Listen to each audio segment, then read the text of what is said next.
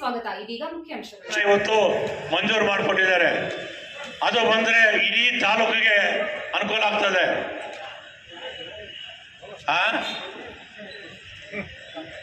ಏನಪ್ಪ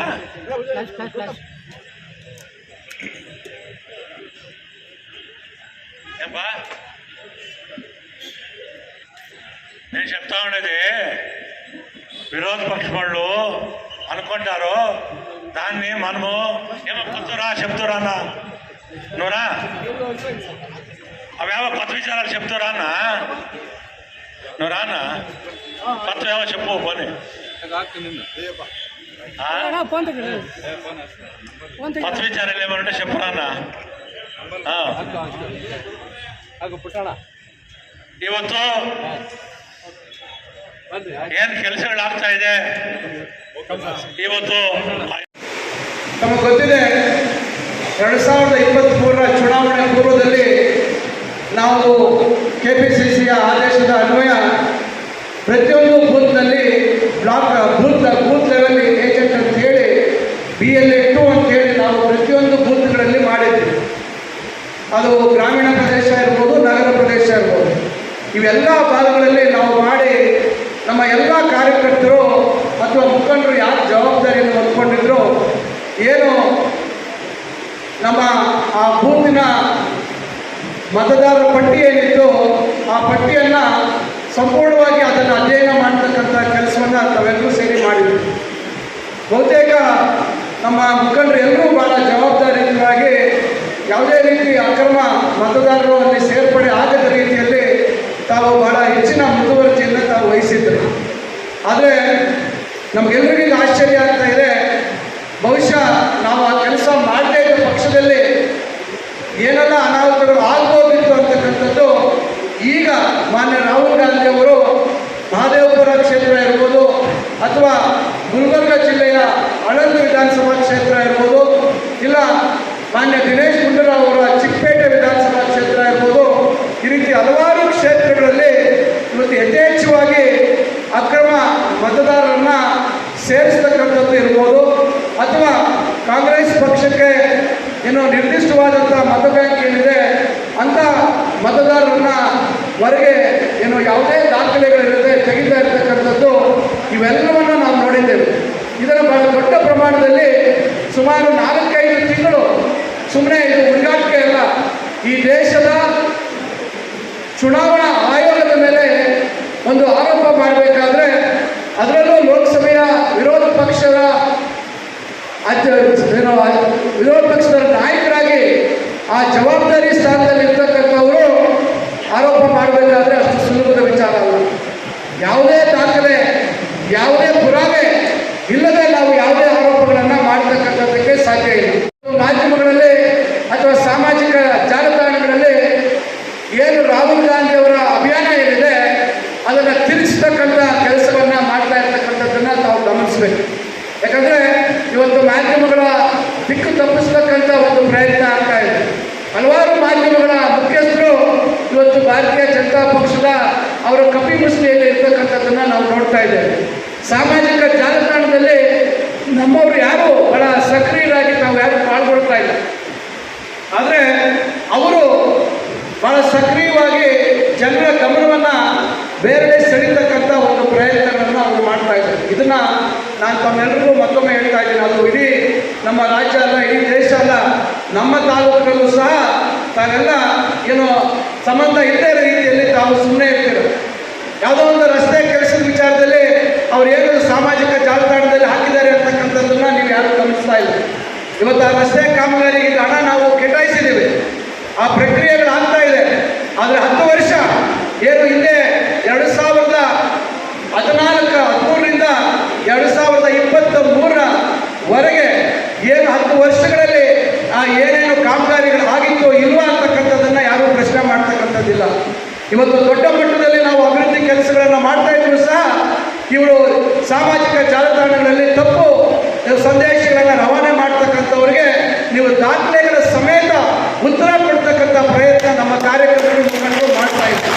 ದಯವಿಟ್ಟು ಯಾರ್ಯಾರು ಫೇಸ್ಬುಕ್ಕು, ಟ್ವಿಟರು, ಇನ್ಸ್ಟಾಗ್ರಾಮ್ ಎಲ್ಲೆಲ್ಲಿದ್ದೀರಾ ಇದಕ್ಕೆ ಸಮರ್ಪಕವಾಗಿ ಉತ್ತರ ಕೊಡಬೇಕು.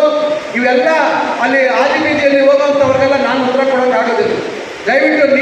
ಅರ್ಥ ಮಾಡ್ಕೋಬೇಕು, ನೀವು ಅವ್ರಿಗೆ ಸರಿಯಾದ ರೀತಿ ಉತ್ತರ ಕೊಡುವಂಥದ್ದಾಗಬೇಕು.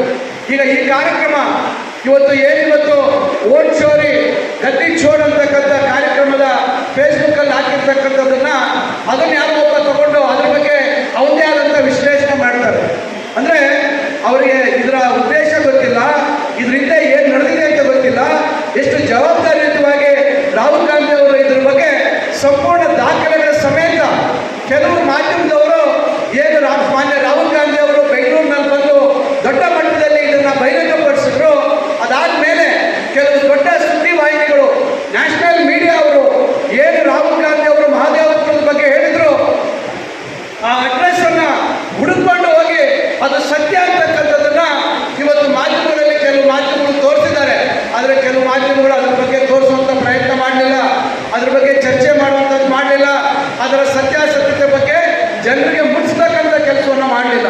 ದಯವಿಟ್ಟು ಇದನ್ನು ಅರ್ಥ ಮಾಡ್ಕೋಬೇಕು. ಇವತ್ತು ನಾವು ಬರೀ ಭಾರತೀಯ ಜನತಾ ಪಕ್ಷ ಒಂದನ್ನೇ ನಾವು ಎದುರಿಸ್ತಾ ಇಲ್ಲ, ಅವರ ಪರವಾಗಿ ಇರ್ತಕ್ಕಂಥ ಹಲವಾರು ಮಾಧ್ಯಮ ಸಂಸ್ಥೆಗಳನ್ನು ಸಹ ಇವತ್ತು ನಾವು ಎದುರಿಸಿ ಸತ್ಯವನ್ನು ಜನರಿಗೆ ಮುಟ್ಟಿಸ್ತಕ್ಕಂಥ ಕೆಲಸವನ್ನು ಮಾಡ್ತಕ್ಕಂಥ ದೊಡ್ಡ ಒಂದು ಸವಾಲು ಇವತ್ತು ನಮ್ಮ ಮುಂದೆ ಇದೆ. ಇದನ್ನು ನೀವೆಲ್ಲರೂ ಅರ್ಥ ಮಾಡ್ಕೋಬೇಕಾಗುತ್ತೆ. ಇದು ಬಹಳ ಸುಲಭದ ವಿಚಾರ ಅಲ್ಲ, ತಮಾಷೆ ವಿಚಾರ ಅಲ್ಲ. ಇದು ನಮ್ಮ ತಾಲೂಕಿನಲ್ಲಿ ಆಗದೆ ಇರ್ಬೋದು. ಈಗ ನಾನು ಹೇಳ್ತೀನಿ ಒಂದು ಉದಾಹರಣೆ. ಮುನ್ಸಿಪಲ್ ಎಲೆಕ್ಷನಲ್ಲಿ, ಕಳೆದ ಮುನ್ಸಿಪಲ್ ಎಲೆಕ್ಷನಲ್ಲಿ ಏನೇನು ಆಯಿತು ಚಿಂತಾಮಣಿಯಲ್ಲಿ ಅಂತಕ್ಕಂಥದ್ದು ನಮ್ಮ ಸಾಧಿಕು ಇನ್ನ ಕೆಲವು ಸ್ನೇಹಿತರು ಕೇಳಿದ್ರೆ ಗೊತ್ತಾಗ್ತದೆ. ಯಾವ್ಯಾವ ವಾರ್ಡಿಂದ ಯಾವ ವಾರ್ಡಿಗೆ ವೋಟರ್ಸ್ನ ತಗೊಂಡ್ಬಂದ್ರು, 150-200 ಜನ ವೋಟರ್ಸ್ನ ಆ ವಾರ್ಡಲ್ಲಿರೋರ್ನ ಇಲ್ಲಿಗೆ ಸೇರಿಸ್ಕೊಂಡ್ರು. ಮಂಜಪ್ಪ, ಇವೆಲ್ಲ ರೀತಿ ಪೂರ್ವ ತಯಾರಿಗಳು ಯಾರ್ಯಾರು ಮಾಡಿದ್ದಾರೆ ಅಂತಕ್ಕಂಥದ್ದು ಗೊತ್ತಿದೆ. ನಾವು ಸುಮಾರೀಗ 2004ರಲ್ಲಿ ನಾನು ಸಕ್ರಿಯ ರಾಜಕಾರಣದಲ್ಲಿ ಒಬ್ಬ ಶಾಸಕನಾಗಿ ಆಯ್ಕೆಯಾಗಿದೆ. ನಾನು ಗಮನಿಸ್ತಾ ಇದ್ದೀನಿ ಏನಿವತ್ತು ಬೆಂಗಳೂರಿನಲ್ಲಿ ಭಾರತೀಯ ಜನತಾ ಪಕ್ಷ ಏನೆಲ್ಲ ತಂತ್ರಗಾರಿಕೆಗಳನ್ನು ಮಾಡ್ತಾ ಇದೆ ಚುನಾವಣೆ ಸಂದರ್ಭದಲ್ಲಿ ಅಂತಕ್ಕಂಥದ್ದು. ನಾವು ಹಲವಾರು ಬಾರಿ ಚುನಾವಣಾ ಆಯೋಗಕ್ಕೆ ಅಥವಾ ನಮ್ಮ ಚುನಾವಣಾ ಅಧಿಕಾರಿಗಳಿಗೆ ದೂರುಗಳನ್ನು ಕೊಟ್ಟಿದ್ದೀವಿ. ಏನು ಅಂತಿಮ ಮತದಾರರ ಪಟ್ಟಿ ಕೊಡ್ತಾರೆ, ಆದರೆ ಕಡೆ ಗಳಿಗೆಯಲ್ಲಿ ಮತದಾನ ಕೇಂದ್ರಕ್ಕೆ ಬರ್ತಕ್ಕಂಥ ಏನು ಪಟ್ಟಿ ಇರ್ತದೆ ಅದಕ್ಕೂ ಇದಕ್ಕೂ ವ್ಯತ್ಯಾಸ ಇದೆ. ಅಡಿಷನಲ್ ಲಿಸ್ಟ್ ಬರ್ತದೆ. ಇವೆಲ್ಲವನ್ನ ನಾವು ಗಮನಿಸಬೇಕಾಗ್ತದೆ. ಯಾಕಂದ್ರೆ ಚುನಾವಣೆ ಪ್ರಕ್ರಿಯೆ ಪ್ರಾರಂಭ ಆದ ತಕ್ಷಣ ಮತ್ತೆ ಹೊಸದಾಗಿ ಮತದಾರರನ್ನ ಸೇರ್ಪಡೆ ಮಾಡುವಂತ ಅವಕಾಶ ಕೊಡ್ತಾರೆ. ಅದು ಯಾರು ತನಿಖೆ ಅಥವಾ ಅದನ್ನು ಪರಿಶೀಲನೆ ಮಾಡುವಂಥದ್ದಕ್ಕೆ ಅವಕಾಶ ಇರೋದಿಲ್ಲ, ಸಮಯ ಇರೋದಿಲ್ಲ. ಅದು ಏಕಾಏಕಿ ನೇರವಾಗಿ ಮತದಾನ ಕೇಂದ್ರಕ್ಕೆ ಬರ್ತದೆ ಆ ಒಂದು ಪಟ್ಟಿ. ದಯವಿಟ್ಟು ಇದನ್ನ ನೀವೆಲ್ಲ ಗಮನಿಸಬೇಕಾದಂಥದ್ದು ಬಹಳ ಮುಖ್ಯವಾದಂಥ ವಿಚಾರ. ಈ ರೀತಿ ಇವತ್ತು ಕಾಂಗ್ರೆಸ್ ಪಕ್ಷ ಮತ್ತು ಏನು ನಮ್ಮ ಮಹಾಗಠಬಂಧನ್ ಇದೆ ಅವರ ಆಡಳಿತ ಇವತ್ತು ಕೇಂದ್ರದಲ್ಲಿ ಬರ್ತಕ್ಕಂಥದ್ದಕ್ಕೆ ಅವಕಾಶ ಇತ್ತು. ಇವತ್ತು ಈ ರೀತಿಯಾಗಿ ಮತ ಚೋರಿ ಮಾಡಿರ್ತಕ್ಕಂಥದ್ದು ಇವತ್ತು ಬರೀ ಕರ್ನಾಟಕದಲ್ಲಿ ಇಷ್ಟು ಆಗಿದ್ರೆ ಇಡೀ ದೇಶ ವ್ಯಾಪ್ತಿ ಯಾವ್ಯಾವ ರಾಜ್ಯದಲ್ಲಿ ಏನು ಆಗಿದೆ ಅಂತಕ್ಕಂಥದ್ದನ್ನ ನೀವು ಗಮನಿಸಬೇಕು. ಮಹಾರಾಷ್ಟ್ರ ಚುನಾವಣೆ ಆಯಿತು. ಮಹಾರಾಷ್ಟ್ರ ಚುನಾವಣೆ ಏನು ಆ ಒಂದು ಅಚ್ಚರಿ ಫಲಿತಾಂಶ ಹೊರಗೆ ಬಂತು. ಅದಾದ ನಂತರ ಎಲ್ಲರೂ ಆ ಕಡೆ ಗಮನ ಕೊಡುವಂಥದ್ದಾಯಿತು. ಮೊನ್ನೆ ರಾಹುಲ್ ಗಾಂಧಿ ಅವರು ಅವಾಗ ಅದ್ರ ಬಗ್ಗೆ ಮಹಾರಾಷ್ಟ್ರದ ನಾಯಕರನ್ನು ಕರೆಸಿ ಅವ್ರ ಬಗ್ಗೆ ಮಾಹಿತಿಯನ್ನು ಪಡ್ಕೊಂಡಾಗ ಎಲ್ಲೋ ಒಂದು ಕಡೆ ಗಳಿಗೆಯಲ್ಲಿ ಲಕ್ಷಾಂತರ ಮತದಾರರನ್ನ ಸೇರ್ಪಡೆ ಮಾಡಿರ್ತಕ್ಕಂಥದ್ದು ಅವರ ಗಮನಕ್ಕೆ ಬಂದಾಗ ಹೆಚ್ಚು ಇದನ್ನು ಆಳವಾಗಿ ಇದನ್ನು ಅಧ್ಯಯನ ಮಾಡುವಂಥ ಕೆಲಸ ಮಾಡಿದ್ರು.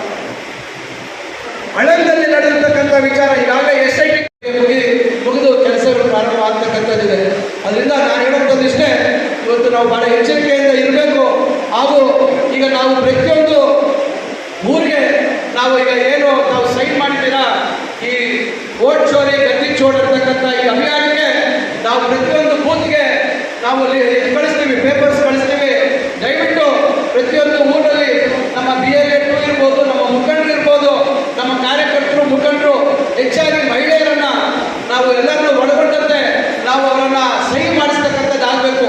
ಅವರ ಫೋನ್ ನಂಬರು ಮತ್ತು ಇವೆಲ್ಲ ಏನು ಮಾಹಿತಿಯನ್ನು ಒಳಗೊಂಡಂತೆ ನಾವು KPCC ಅವರು ಒಂದೊಂದು ವಿಧಾನಸಭಾ ಕ್ಷೇತ್ರಕ್ಕೆ 50,000 ಸಹಿಗಳನ್ನು ಮಾಡಿಸ್ಬೇಕು ಅಂತಕ್ಕಂಥ ಒಂದು ಆದೇಶವನ್ನು ಕೊಟ್ಟಿದ್ದಾರೆ. ನಾವು ಎಷ್ಟು ಸಾಧ್ಯ ಆಗುತ್ತೆ ಅಷ್ಟು ಸಹಿಗಳನ್ನು ಸಂಗ್ರಹಣೆ ಮಾಡ್ತಕ್ಕಂಥ ಕೆಲಸ ಮಾಡಬೇಕು ಅಂತಕ್ಕಂಥ ಮಾತನ್ನು ನಾನು ಈ ಸಂದರ್ಭದಲ್ಲಿ ನಾನು ತಮ್ಮೆಲ್ಲರೂ ಕೋರ್ತಾ ಇದ್ದೀನಿ. ಈಗ ನಮ್ಮ गौतम जी मंच पर उपस्थित KPCC vice president M Krishna Raju ji, मंच पर उपस्थित हमारे डिस्ट्रिक्ट प्रेसिडेंट केशव रेड्डी जी, मंच पर आसीन उदय कुमार,